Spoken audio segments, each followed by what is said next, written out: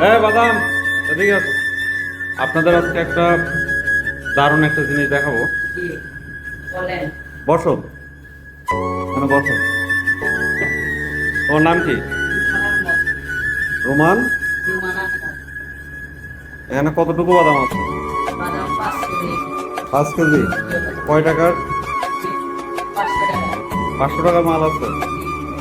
জি, 1.5 litre 600 টাকা আছে। মানে পলিথিন।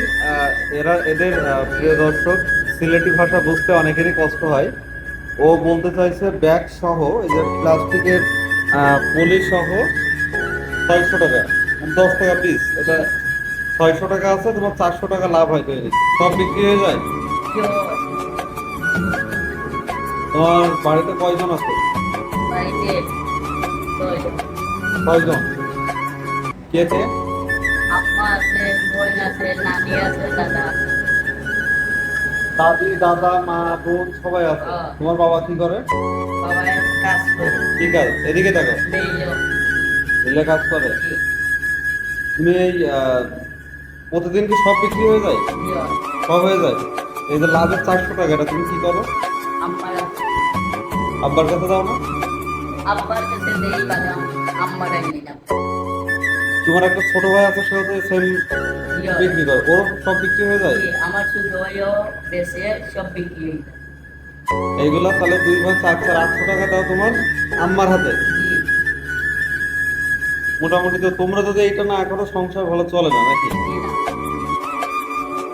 বাস্তবতা কতটা কঠিন আসলে। আমরা যারা বাবা মার প্রতি কত অভিযোগ, আমাদের দামে গাড়ি দেয়নি কেন, বা আমাদের ভালো পোশাক কেন দিচ্ছে না।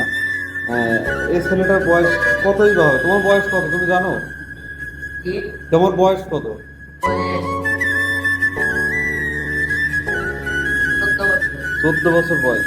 14 বছর বয়সে তুমি এই যে 5 কেজি বাদামের, 5 কেজি বাদাম সাথে এটা তো 2 কেজি আছে নাকি? রান্নাটা 2 কেজি। আহ, 2 কেজি।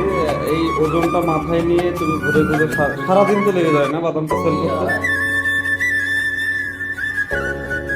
ঠিক আছে ভাইয়া, যাও, ধন্যবাদ। তুমি হচ্ছে বন্দরের ভিতরেও কি বিক্রি করো? জি। আচ্ছা, ঠিক আছে, যাও।